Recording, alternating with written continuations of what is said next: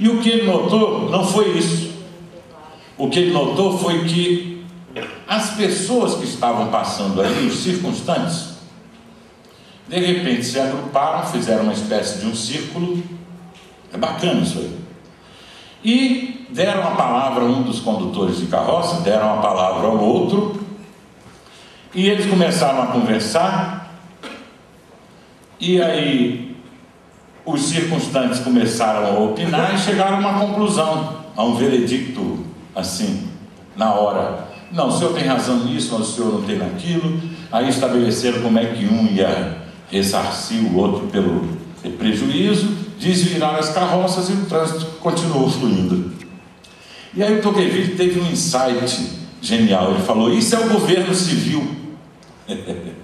Quer dizer, ao invés de ir atrás de uma instância supostamente acima dos conflitos, um terceiro, a quem caberia resolver um dilema da ação coletiva, as próprias pessoas que estavam ali, sem ganhar um tostão, sem ter nenhuma obrigação, sem ter nenhum mandato para tanto, elas se reuniram e resolveram o problema. E o mais interessante, todos aceitaram a solução.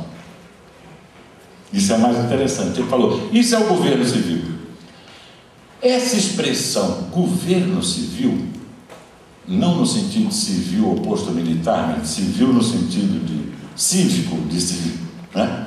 Civilidade, ela é a raiz do conceito que depois, muitos anos depois, foi chamado de capital social. O que ele queria dizer? O que conotava essa expressão governo civil? Ele queria dizer que as pessoas podem gerar ordem a partir da sua interação, não com essa linguagem que eu hoje estou utilizando. Isso é vital, gente, para entender o que é rede social, para entender o conceito de capital social, que eu só fui entender muito tempo depois que era rede social, mas é vital. As pessoas têm ou não têm capacidade de se auto-organizar a partir da sua interação? Esse foi um exemplo prático. Ele observou, ele não fez nenhuma teoria sobre isso, né? Ele teve apenas um insight, teve apenas um... Falou: isso é o governo civil. Muito tempo depois, essa pessoa que está logo abaixo ali do Tocqueville, uma rica figura, faleceu agora há 2 anos ou 3, chamada Jane Jacobs. Ela foi a primeira pessoa a entender que esse capital social é rede. E ela usou pela primeira vez a palavra capital social, a expressão capital social, com esse sentido. Rapidamente contando para vocês a história da Jane Jacobs, são importantes essas referências para a gente, né? Senão a gente fica achando que rede é negócio de internet, né? Que rede social é Facebook, Twitter, Orkut. Então, se a gente não descer lá e ver, começar a olhar a intimidade da sociedade, né, é problemático. A Jane Jacobs estava interessada num problema conexo com a observação do Tocqueville. Só que Tocqueville fez essa observação em 1820, alguma coisa, ou 30. E a Jane Jacobs estava no final dos anos 50. Final dos anos 50 do século XX. Século passado.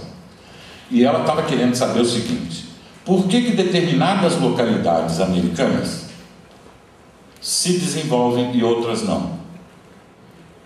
Ela estava nos Estados Unidos fazendo essa pesquisa, essa investigação empírica. Por quê? E ela não tinha muito instrumental teórico, mas tinha um poder de observação muito grande, uma imaginação fértil. E ela começou a fazer perguntas, visitar bairros, visitar distritos, visitar as cidades. E ela notou: tem cidades que são florescentes e tem cidades que parecem fenecentes. Algumas estão, você chega lá, você sente a efervescência, a vibração em outra você sente assim um negócio meio, né, deprimido.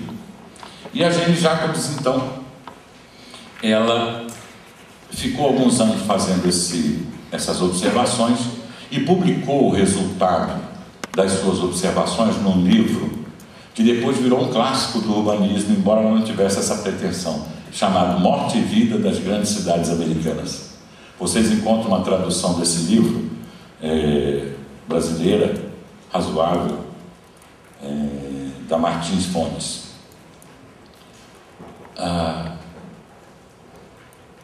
Vale a pena ler isso, assim como vale a pena ler A Democracia na América, do Tocqueville. Então, qual foi a conclusão que ela chegou? Primeiro, nas cidades que parecem florescentes, que têm prosperidade econômica, boa governança, isso já é por minha conta, eu não usava essas expressões, mas que parecem coisas vivas. Steve Johnson vai falar aqui sobre a cidade como organismo vivo, né? Nas cidades que parecem coisas vivas e que estão se desenvolvendo, o que nós observamos é que nos seus bairros, nos seus distritos, a divisão lá, né, administrativa da cidade, você tinha sempre pessoas conectadas com pessoas discutindo os assuntos coletivos, os assuntos comuns. Não muita gente, pouca gente. Pouca gente. Não muita gente, pouca gente. Importantíssimo isso. E nas cidades que pareciam que estavam fenecendo, você não tinha isso. Então ela falou, bom, então essas pessoas, ela usou a expressão, essas redes sociais de pessoas que se conectam com pessoas nos bairros e distritos, elas têm o poder de tornar a cidade uma entidade viva. E ela usou a palavra entidade com E maiúsculo.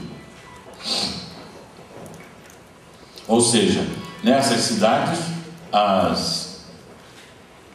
essas redes sociais fazem isso. E ela falou, essas redes são o capital social necessário para vivificar as cidades. Olha que coisa importante, gente. Isso ela publicou em 1961. 1961. E ficou lá esquecido. E ela foi além. Ela disse, mais do que isso, ela disse, e basta apenas uma pessoa numa população 1000 vezes maior para esse fenômeno acontecer. Isso foi um chute, foi um outro ensaio, foi um chute. Ela errou por um 0, possivelmente, mas o erro dela é perfeitamente perdoável diante da capacidade que ela teve de ver que bastavam poucas pessoas fazendo isso. Ou seja, as redes sociais, uma vez tecidas num determinado número, elas são capazes de alterar o ambiente geral. Isso é o contrário de tudo aquilo que nos ensinaram. Isso é o contrário de toda a democracia aritmética que acha que a maioria tem que ser convencida para alguma coisa acontecer e que verifica, não é? Regula majoritariamente a inimizade política, contando quem é a favor da proposta A e quem é a favor da proposta B. Ela percebeu que não era isso. Uma pessoa na população, depois agora hoje nós sabemos, ou pelo menos temos indicações, não sabemos assim, mas temos indicações de que